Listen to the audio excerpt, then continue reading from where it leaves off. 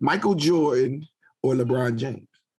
Oh, Michael Jordan, hands down. He had me on. Hey, I'm with you on that one. He had me on a poster in his bedroom. Okay, he said I was his favorite singer, and they did a commercial on him in his bedroom in college, and they said, Miss Williams, he had your poster on his wall. We want to pay you. I said, fine.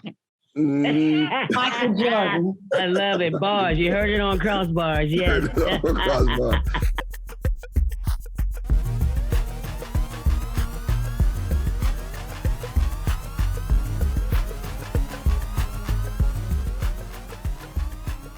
Hey, welcome to KROSS BARZ, the podcast where we discuss interesting topics with alternative perspective. I'm your co-host, Big O. Have with me today. Hey, Tanae is back in the building one more time with the legendary, the beautiful Black Butterfly, Miss Deniece Williams. Give it up for Miss Williams. I give it up for Miss Williams. Thank you. Wow, is all I can say is wow. Absolutely. Absolutely. So, Miss Williams, tell me, where are you originally from? I live in Las Vegas. You live in Las Vegas. Oh, yes. Okay. Are you from Las Vegas or that's where you reside? Oh, no, originally from. I'm sorry. I'm from Gary, Indiana. Gary, Indiana. Okay. Yeah. So I want to know who has the bigger placard, Michael Jackson and Jackson 5 or Deniece Williams? Michael Jackson for sure. Oh, okay. Because I don't know. Listen, Gary, Indiana, right there. That's, as I like to say, that's on the south side of Chicago, correct? Yes, it's we're about 30 minutes away, just a half an hour maybe. Half an hour, yeah. I said so. Let's just talk about that for a brief second. Some people may not be familiar with Gary, Indiana. So, how was your upbringing in Gary, in that community? Let me say that. Well, I was born and raised in the Church of God in Christ, the Pentecostal church. So very much a lot of religion, which I am truly grateful for because it certainly kept me out of trouble. You know, I grew up, my aunt said she heard me singing on the back porch when I was 3 years old. And she asked me if I would sing that church that song at church on Sunday. And I did. And so I joined the children's choir. And I was very involved in my church, had a lot of friends at school, but mostly my cousins who also went to church with me. Okay. But it was an incredible upbringing. I think being grown up in the Midwest, I loved it. And it has a lot to do with the foundation of who I am today and who I will remain. Okay.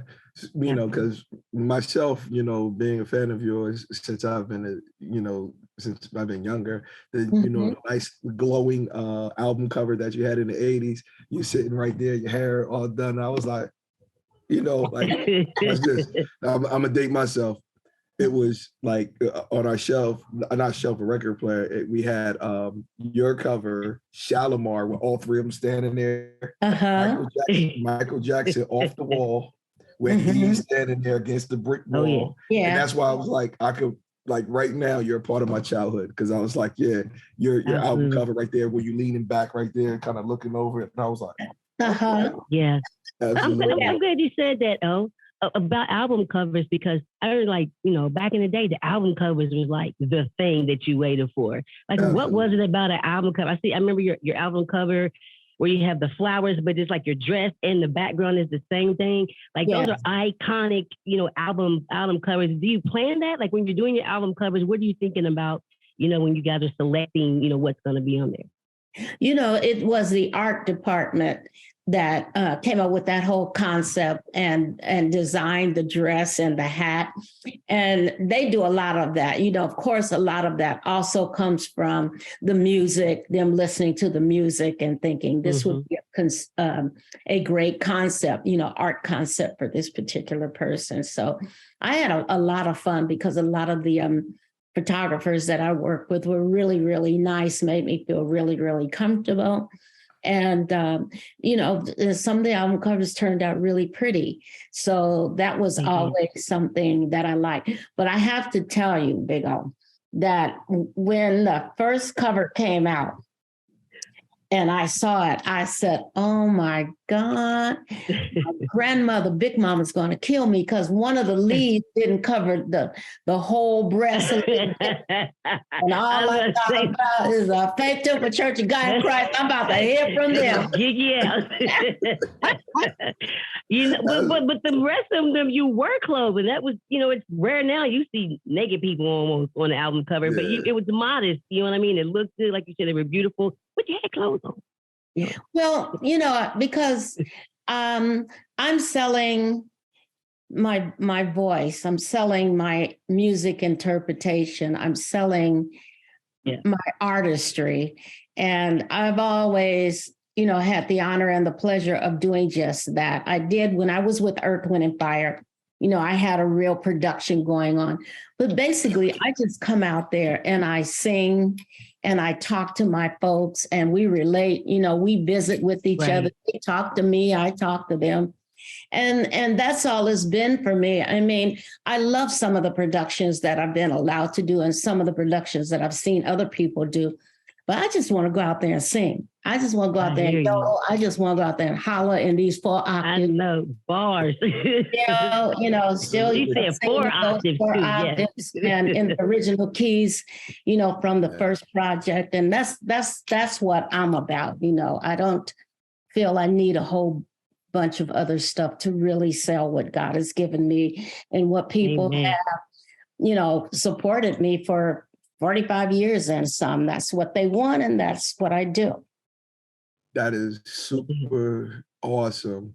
So now we're going to get back to where you're talking about growing up. So let me ask this quick question. Was Blessed Assurance your first song that you sang with the children's choir? Because it seems like everybody gets started out with that one. No, that wasn't the first song. That wasn't the song that my aunt heard, but certainly that was a song that you grow up in the church. If you go to church, you hear Blessed Assurance and so many interpretations of it. So definitely I learned that and heard that in church as a child. Okay, because myself, I was all city, choir. Okay. No, don't. Please don't. All right. Until the 5th grade. And then everything changed. Everything.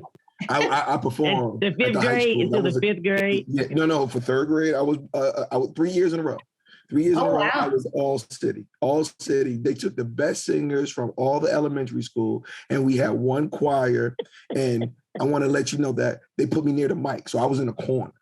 Because they had the mics right there. So I wanted to let you know, I was on my way, but God had something else for me. Because He knew that if I could, everybody, don't he? Yeah, if I had that gift, if He kept it for me, it was gonna be a problem because I got all the moves. I got all the moves, all of there. I tried to be. You have it. Yeah. Oh, absolutely. So now, So now you're in the church, and Gary, suburb of Chicago, 30 minutes. Sometimes people say kind of tough, rough, but you stayed in the church. That's what kept you out of trouble. So now, did you have a large family or a small family? Well, there are 4 of us. I have a sister and 2 brothers. Okay. So there were the 4 of us, but I was the only one that went to church. The other 3, Oh, they was heathens. Go ahead, tell it. I had them on the mourner's bench, okay? We were sending the prayers up for them. Okay. My sisters used to say, they said, that's your sister, Tanae? Yeah, that's missionary. She was a doctor. I said, okay. I just love my grandmother. I love being with them, as she was the church, one of the church mothers. So, there you have it. Okay. So now that's a good thing. So you had that backup, and they was of the worldly. We would just say that worldly. Okay. Yes. So now I know that singing took you all over the world, but we want to just see how you get from Gary to the world. So were you singing in high school? Did you go to college? Or what was your pursuit as you grew into the church? Well, I did finish high school. I was, my last year, I worked for my math teacher who had purchased a record store in Gary, Indiana. So I asked him if I could work in the record store after school. So my mom said, yes, I could do it. And so he gave me a job. And I would just, sit in there and sing, and I would sing to the Supremes and Aretha Franklin, Gladys, I'd just sit there and sing till somebody came in to buy a record. And one day, my math teacher, the owner, he came to the back of the record store where the supply room was, and I didn't know he was back there. So I'm just sitting there singing, and he came out, he said, "I didn't know you could sing like that." And I said, "That's because you don't go to church." So he asked me if I wanted to sing. I said, I don't know. You have to talk to my mom. And he did. He brought some record scouts, a label people over to Gary from Chicago, Ernie Leaner, who at the time had a label called Toddling Town Records. Okay. And with him came Eugene Records and Barbara Acklin. And Eugene Records was from the Shy Lights. Barbara Acklin had written a song called Love Makes a Woman. And so they wrote a song for me called Love is Tears.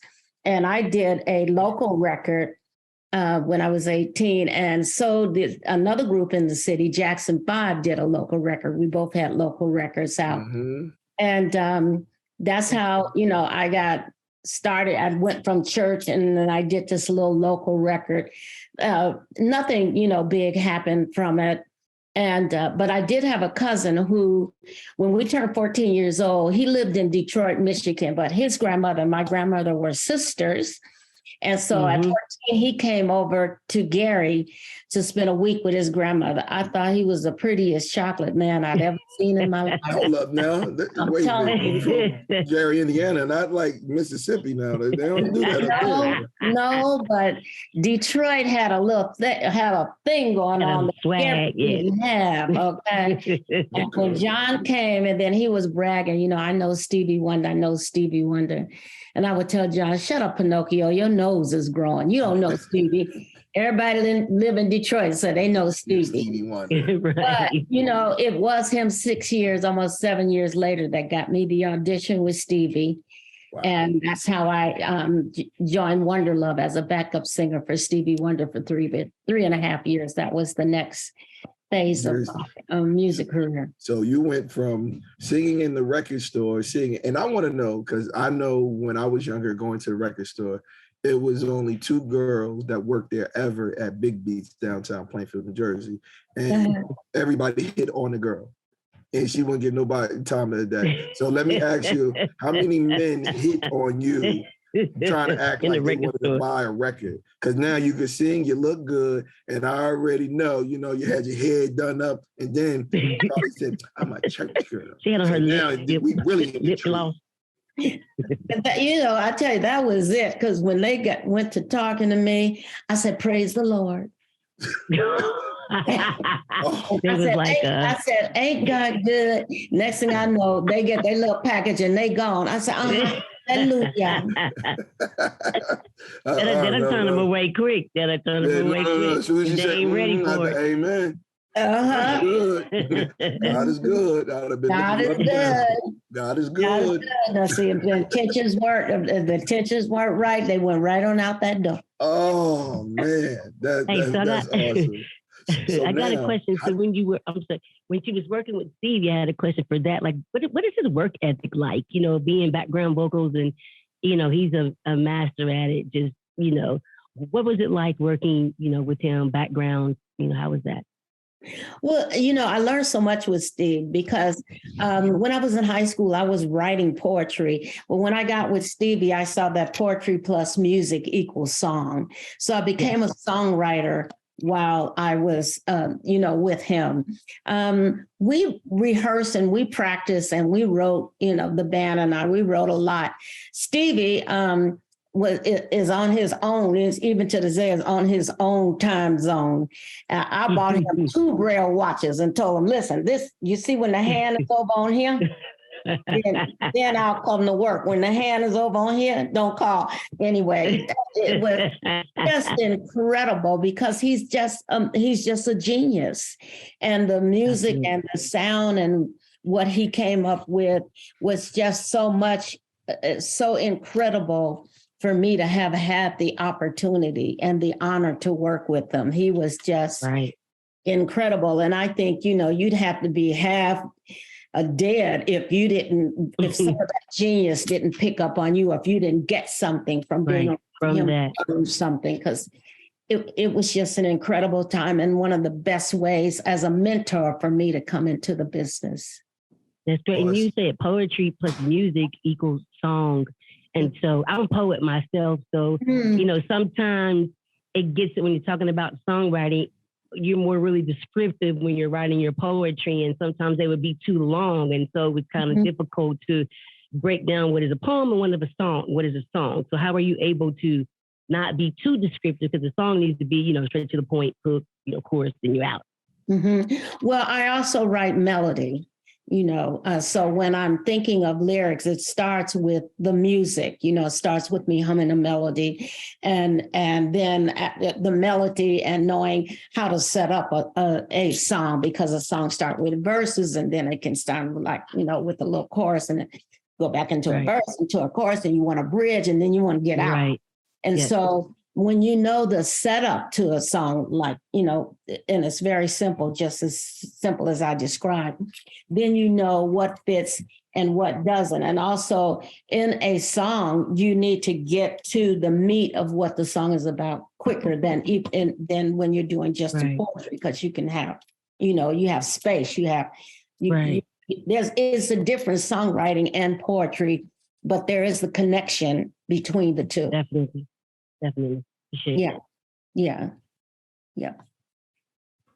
So now my question is, during that time period, it seemed like everyone always had a backup role, and then they were led into their own leadership or to the forefront.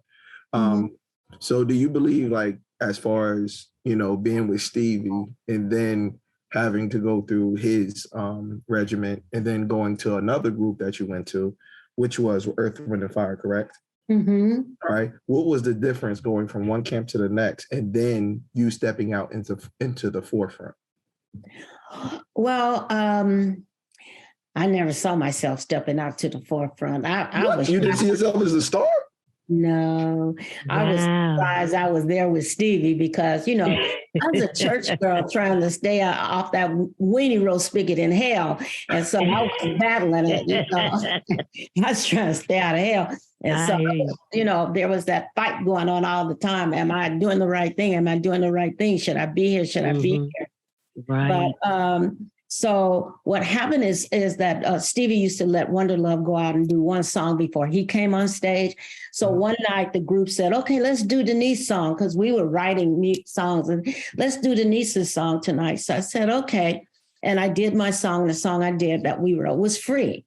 And so, but what we didn't know is that Maurice White, Bernie White, and Philip Bailey and their attorney was sitting on the front row that night. And so after the concert, the attorney came to me and said, who wrote that song that you sang? I said, I did. I wrote it with some of my friends in the band. And I got more music than that. And I said, Philip Bailey and I have a similar vocal range. He could sing my music. So I said, I'll send you I'll send you my 7 songs that I finished. I sent the 7 songs to them. And I didn't hear anything back for about 8 months, almost a year or something. And I get a call. Maurice White wants to meet with you. And I said, oh God, Earth, Wind & Fire is going to do my music. And so I went to the meeting and I was saying, thank you so much. I'm so excited to hear you guys, you know, do my music. And they said, no, Philip's not doing them. We want you to do them. I said, me, I did not. I'm not going out there. Wow. And you know, my songwriting partner said, girl, you better go sing them songs, okay? No, that's right. I know. Right. It's Maurice White and Irvin. You better go sing them songs. And I said that. Okay. So I went and I did it. And the first project that I did, my first album, were those 7 songs that I sent them. And, you know, of course, the rest is history. Okay, so this is going to be the first time in history that someone actually said begrudgingly they went with Earth, Wind, and Fire. This is the first time in history, and I think this is the only time they begrudgingly went with Earth, Wind, and Fire. That we know. Well, you know, it was wonderful, but like as you said too, there were the camps were like from one extreme to the other. You know, we would be on the stage sometime with Stevie, and he'd get in a creative mood and start writing a new song, and we had to ooh and ah, and the band had to play follow along. Yes. You know what we were doing, and we were looking at each other like, what in the world? You know, you had to be creative, right? Impromptu. That's right. Ready. We had to be ready. Practice. That's great. Know, yeah, I mean, it taught you to be fast on your feet, and it taught you that you could create just moment. Like that. Yeah. Maurice White was to the opposite of it. We rehearsed 3 months before we went on the road, you know, with them coming out of the Pyramid. And I had this big major production when I opened for them. And so, you know, it was very disciplined, like being in the army or something. But, you know, of course, when you went on a stage and you did it and you saw this incredible stuff that was going on the stage, you know, it was worth that presentation. But with Stevie, we just went out there and sang, you know. Yeah. So now looking at the two camps, so for Stevie, I'm asking because looking back at Ray Charles as well as James Brown, who was prominent during that time. You know, during Ray's time, you know, he was kind of a little bit of a ladies' man. Did you encounter any of that with Stevie and, you know, the members of the band at Earth, Wind & Fire? You know what? Stevie was and is a ladies' man. But because we met through my cousin John, and it was more, you know, more family. And plus my cousin John was bigger than him, you know. So, you got a bunch of folks to mess with. You better leave her alone. And I told, you know, and I was saying, I don't think so, you know. And Maurice and I, it was all strictly business with him. You know, he was very much like a big brother. And, you know, but, you know, he did tell me one time, if you got a date, you got to do it this way. And I said, you do your thing. And if I did, I'll do mine. How about that? Okay. So, you know, and with Maurice, I have so much respect for him. He was a musical genius, you know, just a genius. And the combination of him and Charles Stephanie was, you couldn't touch it.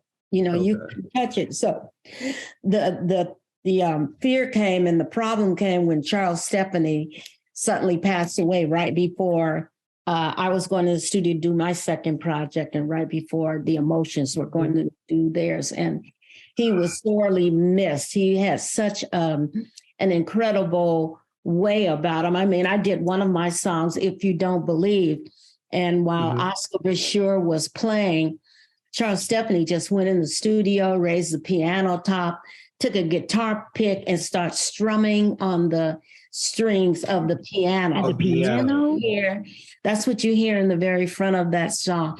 No, I cannot tell you would have thought to do that. And that's such an integral. He lifted up the top to the piano and just strummed the guitar strings with, the piano strings with a guitar pick.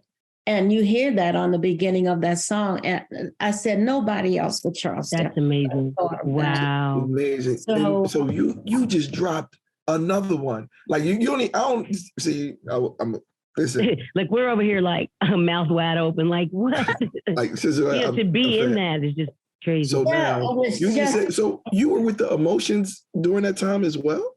Yeah, well, the Emotions and I were both on Maurice White's Kalimba production company. It was me and the Emotions, and I think also DJ Rogers was on. DJ Rogers was on there on there. So you know, it was a very, very incredible musical. That's amazing. Okay. That's amazing. Okay. Wait a minute. You don't have those same camps today, though. You don't have big camps like that anymore. Like. With the labels like that, and look at me go. You know, it's like nowadays it seems like they were more families. You know what I mean? No, we were a family, and we toured together, and you know, we really did a lot together. So that was a family, and you know, it was an incredible time with both of them. I mean, I was with Stevie as a background singer, but one day I got on the elevator and he introduced me to Minnie Riperton because he was doing Loving You, he produced Loving You. And I sang a lot of the background on Minnie's project. And it was Minnie and her husband that told me. We were in New York at the Plaza Hotel. I'll never forget this. And she said, yeah, we were talking to a spiritual leader today, and they say, you're going to be a huge star. I said, not me. I'm going to make some money. Wow. And I'm going home and go back to nursing school. I don't want to do none of this. Y'all got it. Okay, wait. You know. Okay. Okay. I'm getting myself together. Breathe, big old breathe, man. Take a breath. I let Tanae say that. So now I got a whole slew of stuff I got to ask now. Okay. Oh. All right. So the first one is, who's the tallest between you, Chaka Khan, and Minnie Riperton? Because like you three have some of the biggest voices and everything, and I don't believe any of you are above 5'2". Above what now? 5'2". 5'2". I seen you. Oh, listen, I'm 5'3.5". Watch yourself. Oh, she told you. You're the tallest. Okay. And that's what's funny because I used to be 5'5" until the doctor said, okay. All right. Listen, Jesus, I need some new bones. Yeah, hold up. Then the next one is, okay, now you're talking about the emotions and then DJ Rogers. Who in the world allowed DJ Rogers to have that cigarette on his album cover? You had hanging off his album cover with that hat to the side. Oh, my brother was trying to be a gangster. He was trying to be a gangster. He was managed by some gangsters, so I guess he was okay. He was cool. Yeah, DJ Rogers. He can sing. Oh my God. So I know the album covers because DJ Rogers got the cigarette to the side. With a little hat on and stuff. Hat on to the side. Absolutely. Okay. All right. So now, okay, Minnie Riperton, like legendary for her octave high, and you're singing backgrounds for that? Yeah. Oh. I can hear that though, the similarities in you two voices. Mm-hmm. Yeah, you could hear that. Yeah. Like, how do you do that little? I can't do it with that. Nah, you ain't doing it. Yeah, you disrespect it. I can't do it. But you can't do it either. That's like you don't hear people. A little with your voice that you do, that's like your thing. Like you do it on your hair for the boys, and there's other songs that you're doing on with your vocals that I can't do it. But you mean yeah, that. Yeah. How do y'all do that? Did you have like vocal coaching? Yeah, I had that to be able to reach. You got that too, big old? Yeah, I had that too. Let me hear that. Once you got it. Yeah, let me hear that. No, I turned 11. After 11, it was gone. Well, the person that I got that from was my mother. Wow. My mother used to sing in the shower. She had this incredible, beautiful voice, but she would only sing in the shower. And I would stand outside the shower and listen to my mom, and she'd do that little skip thing, and then I'd do it. I just copied her. I just copied what I heard my mom. Wow, that is signature to you for sure, for me. Yeah, awesome. Listen, awesome. So now, during that time period, one of my favorites, because during that time period in the late 70s, I believe in the early 80s, I believe that the best singers in R&B were competing at a high level. I mean, the highest level, because between you, Phyllis Hyman, Angela Bofield, Patti LaBelle that left the LaBelles, Aretha Franklin for a long time, but she was right there in the mix as well. Yeah. Minnie Riperton, Melba Moore, Chaka Khan, and even a young Stephanie Mills, because she was a little bit later. Yeah. You were all competing at the highest level. That was super dope. Let's hear for the boys. What soundtrack was that on? I know it's your song, but Footloose. That was on Footloose. Yeah. Footloose. Yeah. Okay. Here, little boy, Footloose. And you guys were competing, but it seemed like in 5 years, it was like, all right, we're through with you guys. We're going on to a new crop and batch. And then I felt they didn't allow you guys to, even just keep on graduating into superstardom. It was just like, okay, it was too many of y'all. So now it was like, I think around 82 or 83, it felt to me as a young person. And now looking back on it, to my childhood and things that were going on to radio, it just seemed like, okay, we're only going to allow 3 of you to compete at a time versus all of you on the whole field get to compete, and whoever could survive. They ain't got that now. Mhm. Yeah, and I wanted to know, like, what was going on during that time period? Like, they said, nah. Well, with me, I know that in Footloose came out in 1984. Okay. And, that was, Let's Hear It for the Boy was nominated. But what was happening with me is I wanted to do more gospel music. Okay. And so my contract had ran out and I said, okay, I'm going to sign back, but I want to be able to do gospel music. And they said, not over here. I said, okay, then I want to do it somewhere else. I'll continue to, record here. And because they were saying, listen, we, spent this time making you a superstar level. Now you're talking about you want to put Jesus record. I said, yeah, that's because I have been doing gospel music on all of my projects anyway. And I said, because I said, if I can give you 10, one of them belong to him. And they did not like me for that. We had a lot of arguments about that, but I said, I fear God more than I fear you. Okay, so hey, deal with it. So that was going on. And also in 1984, when Footloose came out, Let's Hear It for the Boy, it was the year that Tina Turner was, doing What's Love Got to Do with It. And I had seen her story, and I thought, this is Tina Turner's year. And I'm not mad about it. Let Tina Turner have it, because she's been doing this so long. She deserves props. So then, but then I kind of put the icing on the cake, because I said, well, Let's Hear It for the Boy is nominated, but I want to do a song on the show, and I want to sing in the gospel section. And my record label said, she said, what? And the television people said, Grammy people said, she want to do what? I said, I want to sing in the gospel section. So they said, well, we only have a minute and a half. I said, I'll take it. And I did God Is Truly Amazing a cappella. And I was one of the few that got a standing ovation that night, because the Holy Spirit showed up and showed out. I said, I hear that. Minutes, that's all I need. And so, so after that, they was mad with me. And I said, hey, I need to go home and take care of my sons, because I had 2 children when I came in the business with Steve. I said, I'll go home and be a mom for a while. So that's what I did. I continued to do my gospel music, and just, when I was still doing concerts every now and then. I wasn't really interested in going out and being on the road, because I was still raising my children, because there was, I got amnesia. There was 20 years between my oldest son and my third son. There was 20 years. Talk about it. 20 years. Yeah, we can talk about it. She said she got amnesia. Yeah, we can talk about it.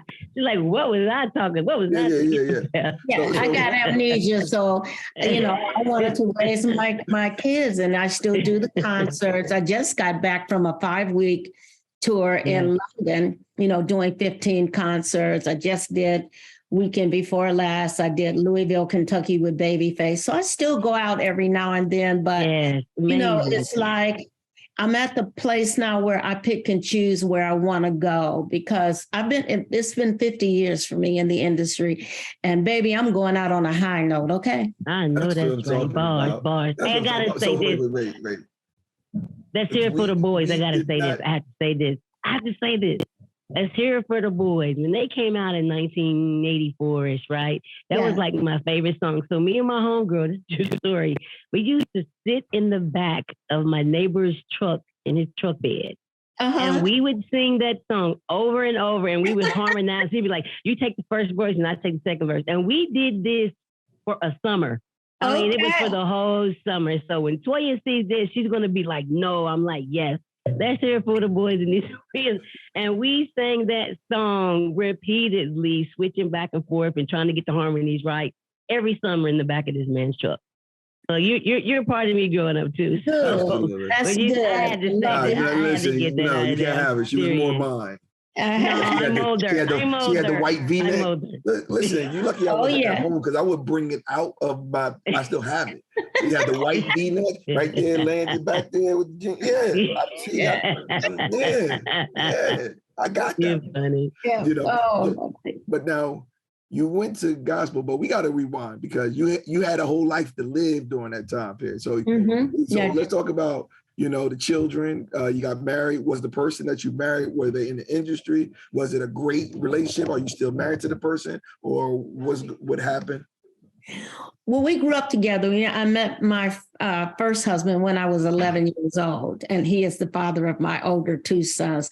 We didn't last, though. He did not want me to be in the music industry, and he was away in college, and we didn't live together the whole time we were married, except a couple of weeks during the summer because he was going to Purdue University, which was 90 miles away from Gary, and I was still living in Gary and working. But when my cousin got me the audition with Stevie, and it was more money than I was making at my job, I said, you know, I'm taking care of the family, so I gotta go.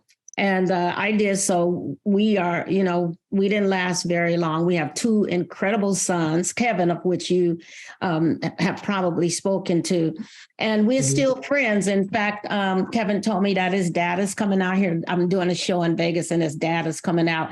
And I must see him at least once a year. So we have, you know, family together. So we'll always be knitted together. But we ain't married. Hallelujah. Okay. I ain't married. All right. But listen, I have to ask because, you know, people in a certain generation, you know, because I have family members, they didn't believe in getting divorced. They just leave each other and have other people, but they be still married. You know, they just wasn't getting divorced. So that's why I was saying, like, cool. No, I understand that, and I support that. And you know, it looked like they had more fortitude, or just, you know, when they said, you know, I'm gonna you know, lay in my bed. I laid in this bed and I'm gonna stay in it.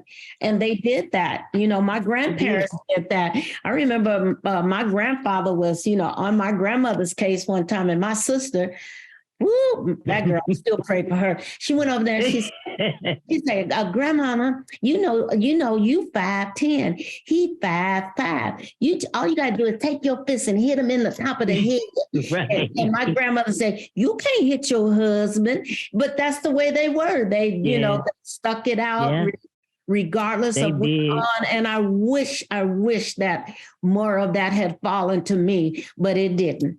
That's all right. Modern woman, everything happened the way it's supposed to. And then I remarried. So I have 2 other sons by my other husband, and we're divorced now, you know, because he got tired of people calling him Mr. Williams. And I understood that.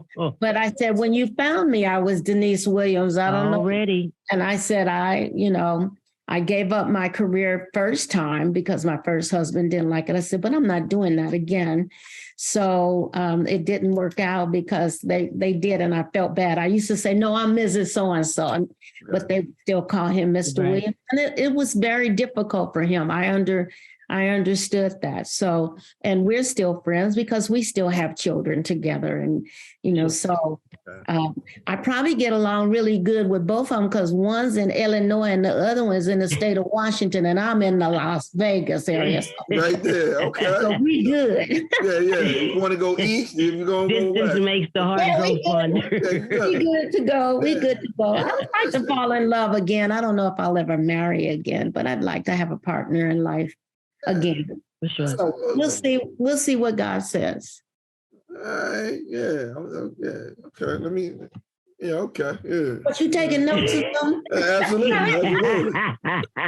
You see him looking around. Act right. Look. I'm like, I'm telling. Absolutely. I do have a question. Like, you have a lot of artists now. Is there any like new artists that remind you of yourself? You know, out throughout the years, or anybody that reminded you of you? I tell you, there is a new artist that I absolutely love. I heard her sing one of my songs, the best remake of any of my songs. And I sat there and I cried. I love her. Oh, her. Oh, her. Yes, her's dope. I love her.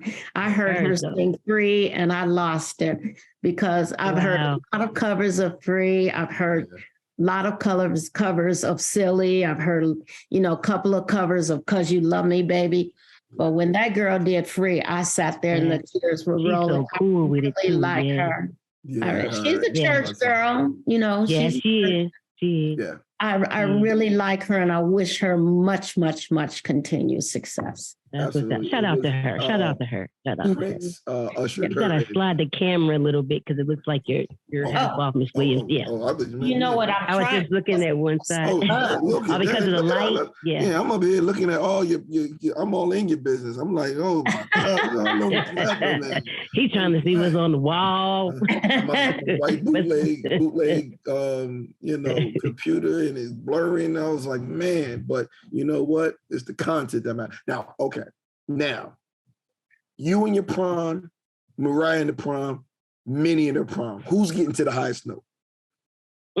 I think it was Minnie. Minnie? Okay. Because I'm like, y'all break glasses. Yeah, all of y'all break glasses. And I was I cannot tell. When you get that high, I can't tell the difference, just being honest.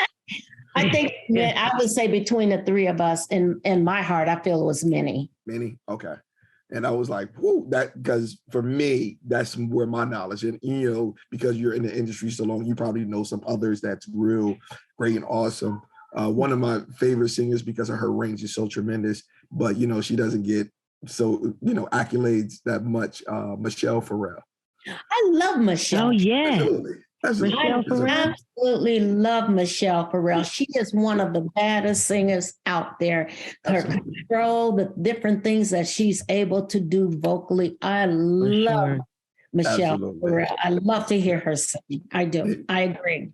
So now you have everyone doing that. And then tell me about, because I was so happy he was doing it, and then I was sad he retired. But I think Sinbad started doing these shows, and then later on, I think he got sick. And then Tom Joyner started doing the shows where he was actually bringing on soul singers from the 70s on his cruise, I want to say. On the cruise. Did you do the cruise? Were you a part of that for a particular time? I think I did, Kevin? One of the Tom Joyner cruises, or maybe two. Okay. But yeah, I've done them, yeah. And I was happy because it was like, I was still young when he did the cruise, but at the same time, it was the people that I respected and admired, and I actually still have their music. So like, current music, I wouldn't buy because it doesn't sound like soulful. It's not, as I like to say, like it doesn't move my spirit. Whereas the songs that were in my childhood, they, you still can play right now. You feel. So like, for instance, I just downloaded Jeff Redd, Horace Brown, and Glenn Jones, because Glenn Jones was the host, right? Yeah. So I'm up there jamming, like, what is that? And I was like, you don't know. So, I'm a kind of chubby guy, just a little bit. But I was dancing and everything. More to love. Man, my wife better get right now. You better stop flirting with me, Miss Williams. I'm sorry.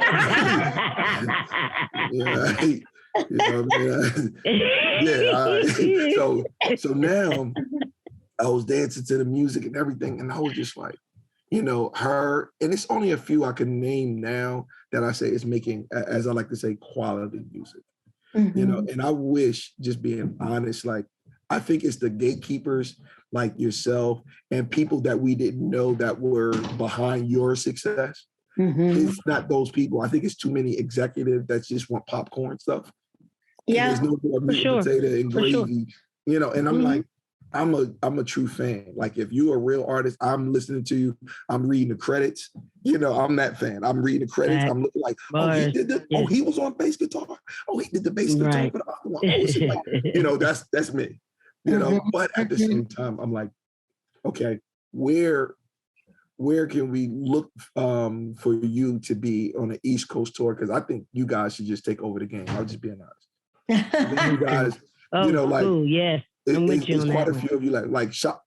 Now think about this, right? I'm rambling, but I want you to know this.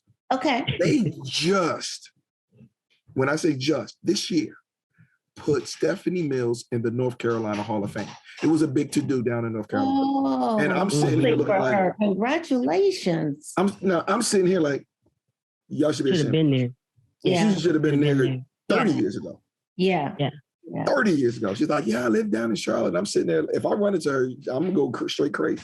Yeah, I'm telling you right now, it's right here. You can say it's premeditated. I'm just going plumb crazy. You know, I'm like, and if I see you too, I'm gonna go plumb crazy right there. You know, because I'm like, because my wife be telling me like, don't go up to people because sometimes like I try to explain how big of a fan I am of their work and their art. And she was like, you know, sometimes you seem a little crazy. And I'm like, nah, you know, I'm trying to express it, but it's kind of hard. We understand. We understand. Yeah. You know what I mean? So it's like growing up and make it so, I'm going to tell you a secret. My first girlfriend in second grade. Okay. First girlfriend in second grade, you know, I actually used some of your lyrics to make her my girlfriend. She checked the box. I'm glad I could help. Which one? Which song was it? Which song was it? I'm glad Nope. It was on the John. It wasn't free. Without us, baby. Can you be me? Can you be mine? Because you love me, baby. No. Because I don't have the album cover. Because I was like, I know it was like, boop, and it was like one, because you know, back in the day, you had to put the thing on the thing, and you had to go, you had to look at it, and you had to time it on the album. Yeah, to find it. Yeah, like the number find 3 the line. one, and then the line, it was like, yeah, you know, I love you, and I'll always be. Okay, I'm gonna email it because you know, you email it. Okay. But Christy McNeil, okay, I ain't put all her cover, but Christy. Second grade, I was like this. Said a little rap, and then she checked the box. Yeah, she broke up a week later. Said yes. Somebody did she said no, and she said yes. Yeah, she broke up. I got a week though. Check I got a box. week. You got a week. You was good. You was good. I held her hand twice. All right. That's more than some people get. Okay. I had a week. Bars. I held her hand twice. I was good. You know what I mean? You know what? I held her hand twice, but.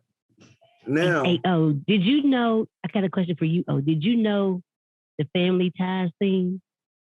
Without Us. What Johnny and Miss Williams and Johnny Mathis. With Michael J. What would Fox. we do, baby? Without us, that. Yeah. What would we do? Yeah. That's Miss Williams. Did you know that? That's Johnny Mathis and I. And Johnny Mathis. Yeah. Yes. No. Just blew your mind just now. Yes. And I wonder why I love that song so much as a kid. Again, me and my other cousin, we'd be harmonizing. What would we do? Yeah. Doing all that. Yeah, we did. And had no idea. Yeah. Yes. You didn't know it was me? Okay, all right. Did not. No, I did not know. Until this year, until I really started researching. That was my show. Michael J. Fox was the first young Republican I've ever seen on TV. No, Johnny and I. And Johnny Mathis. Shout out to Johnny Mathis. Y'all, that was, I would have never known it. They don't have iconic songs on reality TV shows anymore either. No. They don't have good songs like that. You know, I won that, right? In Jamaica. In Jamaica, they start giving all the theme song. Now, I wish I would have knew that part. They did the whole theme song, and they was like, "It's not fair." I was in it, and they was like played it like a 5-second snippet. Yeah. Like, what show was that? Yeah, it wasn't even close. Like the closest person had 5. I had like 17. Like it was like I killed that. But Johnny, during that time, Johnny and I. Yeah. Mm-hmm. So Johnny Mathis, because he sang mostly like country, like Johnny. No, Johnny was a pop singer. No, Johnny Mathis. No, it wasn't country. It was slow songs, it was older songs. Because I wasn't really into Johnny Mathis. I think he was a generation before. Like, he was. Yeah. But we had Too Much, Too Little, Too Late, which was another. Yeah. That wasn't Johnny Mathis. Yes, it was. Yes, it was. Yes. You're telling me I listened to the remix with Peabo Bryson? No, did Peabo sing it? I didn't know that he sang it. Too Much, Too Little, Too Late? Too much, too little, too late, but down. That's Johnny and I. That's it. That's Johnny Mathis. Johnny and Mathis. I know that. Oh, I know that. Yeah, that's Johnny Mathis in there. Hey, he's getting schooled. He's getting schooled today. This is awesome. So Johnny Mathis. It is amazing. Yeah. Mm-hmm. I had no idea. Yeah, Johnny. Wow. Another little tidbit fact too is that Black Butterfly song. You know, when I first heard that Miss Williams, I thought it was a love song. Like you sang it like a love song. Yes. But when you look at the lyrics, it's talking about something totally different. And the way you sang that, it didn't translate to me as something like that. And so I really looked at the lyrics and I was like, how does she sing it like a love song? But it was like, tell me a little bit about, that with that song. Well, in so many words, it is a love song. It's giving homage to what we went through as a people and what we've come through, and the analogy of like, the caterpillar when it went into the cocoon and it crawled in, and it wasn't that attractive, but it went through the cocoon and all the struggles that the caterpillar goes through to, through it while in the cocoon, but he comes out this most incredible, beautiful, colorful butterfly that flies and flips. And it is just a story of how we've come out and how we've come out on the other side. And in my show, I tell people, the other thing that reminds me about this song is that my mother and my father never, ever thought that they would live to see a Black president. And they did. Yeah, bars on that one. And good so I got my butterfly. It ain't black, but y'all see my butterfly. I was trying to represent back there. I see it. I see it. Absolutely. Got my black butterflies on the wall. Yeah. I see those. Love it. Yeah. We see. Absolutely. So that's amazing. That's what that song meant to me. And still on the radio even today, and then I got someone called and said, oh, Black Lives Matters, say that they have 10 songs that they play all the time that really represents what they stand for. And you're one of the 10 songs, Black Butterfly, that they said. And the writers for that song, when I read it, those are the same writers that wrote one of Whitney Houston's, one of Dance was the same writers who wrote Black Butterfly. I think it was like Boy Meets Girl was the name of it. Boy Meets Girl wrote Whitney's Black Butterfly. I wrote Whitney's I Want to Dance with Somebody, and they were my background singers. There you go. Yes, there you go. Yes, I know it's yes, exactly. Gosh, I can't even think of their names now. Their names that the writers that wrote Black Butterfly are some of the biggest songwriters in the industry. Yes. A white couple on top of it. Yes, they are. But they wrote that song, and George and I were in the studio, and he played it for me. They sent it to George, and I said, I have to do this song. Yes. And what is the gentleman, the white gentleman that was from, what is it, Heat Wave, that wrote all those songs during the 70s? Oh, Rod Temperton. And how in the world is Boy Meets Girl and Rob Temperton and Hall & Oates writing all those like white soul music? Like how, like, are you, like, I'm amazed still because I didn't even know that. Well, Boy Meets Girl, they worked with Tom Bell out of Philadelphia and up in Seattle. I met them through Tom Bell. So they were sitting and being mentored on an incredible songwriter. Tom Bell has got to be one of the best songwriters I've ever heard. When you hear Bet You By Golly Wow, people make the world go round, I love it. Watch this. Jay Tanae, since you school me, I'm going to school you on one. Okay. What? Jay Tanae, who was the original singer of Bet You By Golly Wow? I don't know. Russell Thompson. Try to know. Russell Thompson of the Stylistic. Most people think it's Phyllis Hyman. It's not. She did a remake. No, Phyllis did it after they did. Yes, correct. She does Phyllis the remake. did a remake, but no, it was done by Russell Thompson when he was Stylistic. Yeah. I was like, oh my goodness. That's and the only so cool. person that I can say truly, because I just found the second, Phyllis Hyman remake. No disrespect to my brother Russell. Yeah, absolutely. No but Phyllis Hyman she gets it. did a thing. She gets it. Phyllis was also a singer that never really got what she deserved. True. In the business. And I think that was a big part of her feeling bad because there's nobody that sounds like Phyllis Hyman. And yet the record label did not support her and build her up the way that they should have. And it really broke that girl's heart. It broke Phyllis's heart. Yes. And the other remake was Snow Allegra. What's my man name? What You Won't Do for Love. what you want to do. Bobby Caldwell. Bobby Caldwell. Yes. So Bobby Caldwell's original and Snow Allegra, the new one. I was like, wait a minute. This is because every time I always loved the It's nice. I like it. Like I listen, I love her. Different, love it. Yeah. You're still better. So, no disrespect to her. Every remake I heard, I was like, it's like, okay. But Snow Allegra remake of Bobby Caldwell's I was like, and she rearranged, like whoever their people, they rearranged it different. Right. So I was like, that one is tough. But Phyllis Hyman was the only one, but down to Snow Allegra, I got 2. But everybody else, give me the original. Yeah. You know what? One of the remakes that Miss Williams made with You're All I Need, because it was Marvin Gaye, Tammy Terrell, and you and Johnny Mathis did it, and then Mary J. Blige, Method Man, tended over to rap. So that song crossed over, you know what I mean, and spans the generations. Absolutely. Yeah. So now I have to ask you a few questions, right? We do this thing, right? Okay. What we do is you can say one or the other, you can say neither, or you can say both. All right. So I'm gonna give you one real easy, okay? But it's not easy. So if I said Michael Jackson or Prince, what would you say? I actually loved both of them because they were very different. They approached the music differently. They were both geniuses. When you look at what Prince did, when you look at what Michael did, they to me, they were very different. I didn't hear any about a mimic of them anywhere. So I loved both of them. I knew both of them, and I loved both of them. So you choose both. All right. The reason why I thought it was easy because you was gonna give Mike the hometown discount.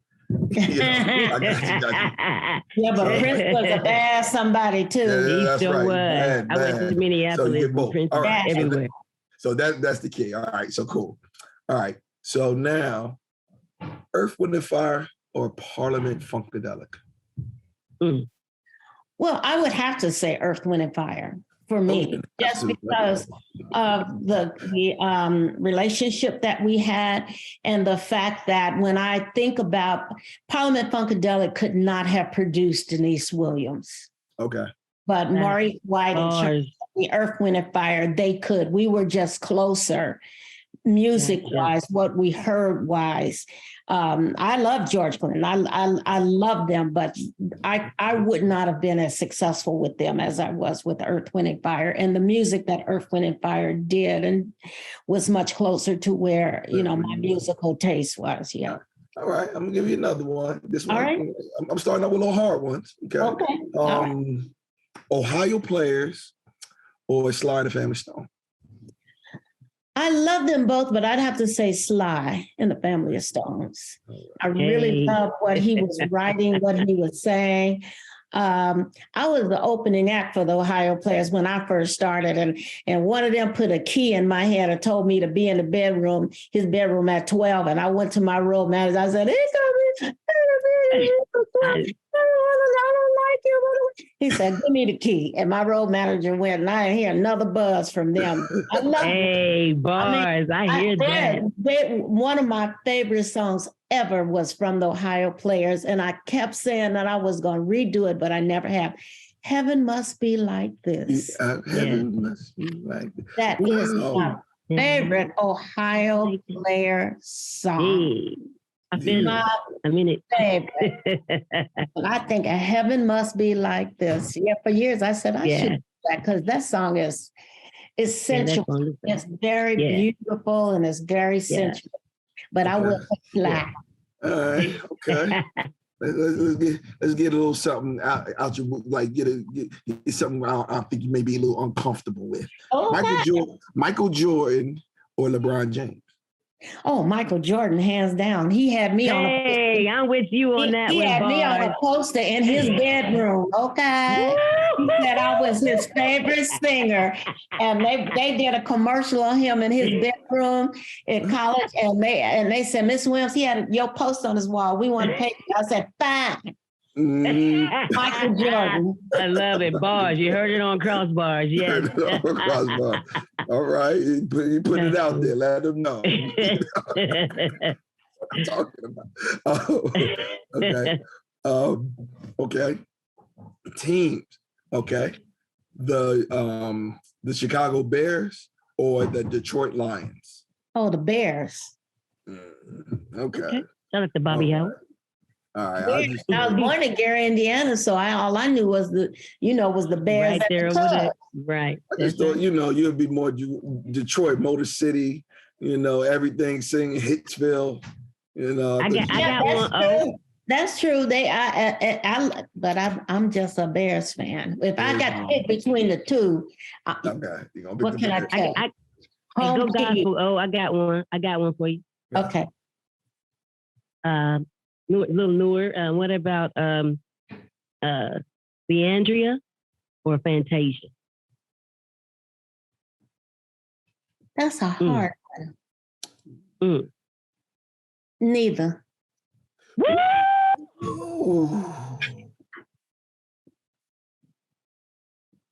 Okay, now I can breathe.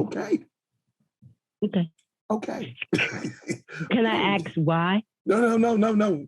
We don't. No explanation. That's her decision. Okay. That's her decision. If she want to elaborate, she can. Her decision. So now, let's go here. Okay. So now for the last two, something back in your wheelhouse. Patty or Aretha? Aretha. Okay. And Beyonce, Alicia Keys.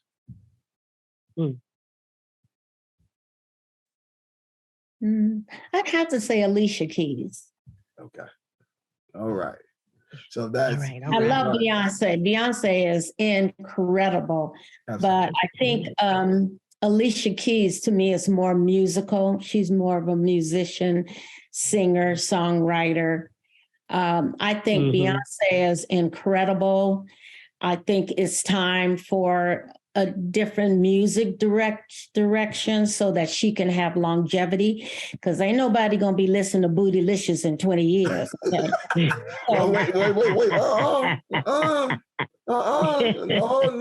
These nanas is out here. Are we listening to Bootylicious in 20 years? Yes, I don't listen to it now. if Lord willing. Lord willing. I just think that there's so much more to her. Gotcha. For sure. I really do. Like that. I think that there's so much more talent to her, but she's being musically, I feel she's pigeonholed in a certain direction. But I think that she has such an incredible journey that she has yet ventured into. Okay. That's my opinion on her, because I love her. I really do. I really do love her, and I respect everything that they've done. Everything that they've done has just been amazing. Entertaining and just amazing as business people. Okay. Yeah. And I respect rap. Do you listen to rap much? No. Okay, all right. Because I was like, I want to maybe ask that question because I wasn't sure, like Jay-Z or not. I was like, I don't know if she listens to rap, because you actually seen it blossom. No, I don't. But I listen because my sons listen. Gotcha. And my son and my especially my two younger sons, they listen. And my grandson, listens a lot. So I'm not shut down to it. And I think that it has grown exponentially in the last 15 years. Rap music has grown. There's some music tracks that they use. The music is phenomenal. It's just Negro, find something else to talk about. Gotcha. Bars. Yes. Bars. Musically, there's some of the rap music, the tracks that they're playing down, phenomenal. Just get your message straightened out. Right. Okay, come on now. Not your mess, but your message. There you go. That. Not your mess, but your mess. I'm gonna keep that. Yeah. Mm-hmm. Yeah. Oh, hold up. No, we gotta get your trademark. Bars.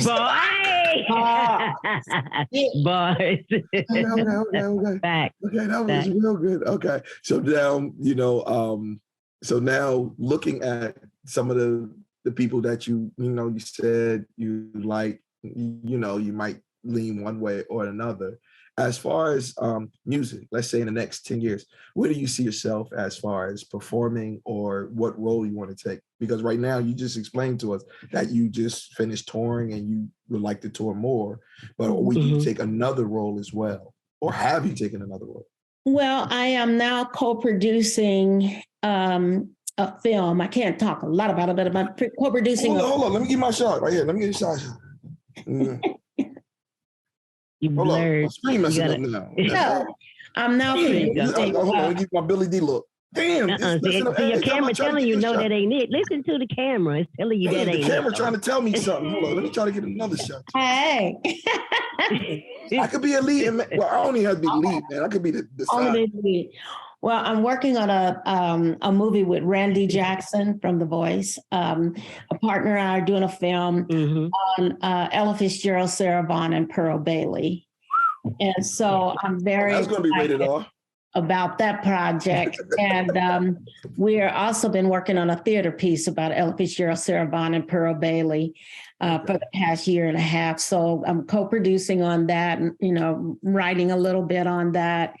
And my sons and I are in our company, we're doing television. So we have a television show, a children's television show called Lizzie that we've had an offer to from some companies for distribution. And it's a show about a little girl that turns into a sea monster, but most of her friends are special needs children, because we want to bring out a special, you know, television show for special needs kids and how they get along and interact. And how, you know, the regular kids must learn how to interact and get along with these kids. So we're working on a television show called Lizzie.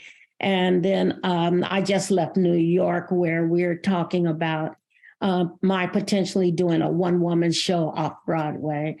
Years ago, I went to see Lena Horne, and she was doing a one-woman show. And she was supposed to be there 2 weeks, and her 2 weeks turned into 18 months. And when I heard that this was the last week for Lena Horne to do this show, I said, I'm leaving LA. I'm going to New York, because she's going to tell me what she's drinking. Okay, she's going to tell me what's in her water. She can't drink it, and I don't know the secret. Yeah. So I flew into New York, and I got backstage. I got a chance to meet her. She complimented me on my voice and what she had heard about me. And I learned something from her that night. She said, you know, ladies do not sweat or perspire. So I was sitting there thinking, well, what do we do? Because I sweat plenty. She said that ladies glisten. And so she said, we glisten. And it was just incredible to watch her one-woman show and to talk about her life. And she was supposed to play this role in this movie of this Black girl passing for white. And they talked to her about the role, and then they gave the role to Ava Gardner and made this special makeup put on her body to make her look more creamy. And she talked about her political life. She talked about her life. It was an incredible show. So an agent from New York has reached out to me, and we're talking about me doing a similar kind of show on my life about Stevie, Maurice, Johnny Mathis, you know, George Duke, Tom Bell, you know, just the record label, the thing. So I'm working on that as well. Awesome. Yeah, because, you know, you have, like I said, I know how old I am, so you have over 50 years of experience being in the industry. Right. Yeah. So that would be awesome. Just the tidbit and the time that, you know, you just shared with us, I just learned some things. I had no idea that the Emotions were the other singers with you. They had a resurgence when I think Beyonce took a couple of their songs and kind of did them, and I was like, oh, I thought it was only my cousins and my sisters that was doing their songs and their album cover as well. Absolutely. You know, Absolutely. And it was kind of tough because, you know, it seems like every time as African-American artists, they always got to pit you against another one, you know, whereas, okay, do you like the Emotions or the Pointer Sisters? And it's like, can we like both? Yeah, I love both. I love the Pointer Sisters. They were incredible. They had a very unique sound. They had a very unique look, and they could bring it. You know, they stood out by themselves. There was nobody that could compete with the combination of what the Pointer Sisters were doing. They were handling it. It was a group that reminded me of them, of their unique style. However, not all the other singers of the group could really match the other sisters, and that was Brownstone. Yeah. Brownstone, I really enjoyed them. Yeah, I like Brownstone. Brownstone was good. Were they produced? Did Michael Jackson produce a song on Brownstone? I think so. Yeah, I heard that song that he did. I liked them, but they kind of fell off. I never heard it. They did that. And they did reality shows. So it was like, you know, they were trying to get resurgence, but then they had turmoil within the group. That's why I thank God I never was a group. Absolutely, because you get to check going to Miss Williams. Oh my God. I used to thank God all the time. Thank you, Lord. Okay. Yes. And so, like, looking at those things, but I'm happy, number one, that you're transitioning to something else, so we have things that we can support and also look forward to as well. Yeah, thank you. And if you ever need, you know, an extra guy standing in the back being a young Barry Gordy or whomever, you know. I will remember you, my baby. Yes. Yeah. You know, I had a friend, you know, just tell your wife I might tweak your little beard again, but I don't mean no harm. She was right there, so she can't say nothing. I don't mean no harm. That's right. I believe the family ought to stay together. Listen, man, bars. She said it. Yeah, that's bars. Yeah, yeah, absolutely. Jay, Tanae, you have anything else? No, I just wanted to just thank you for, you know, being on KROSS BARZ podcast, taking the time out to just have basic conversations, you know, with us, letting us get to know you. My last question to you would be: is it anything that you haven't done that you want to do that you have not done? Well, I haven't done my one-woman show off Broadway. The one-woman show. Yeah, the one-woman show. I would love to do that. Okay. Yeah, because people will get a chance to hear, you know, the stories.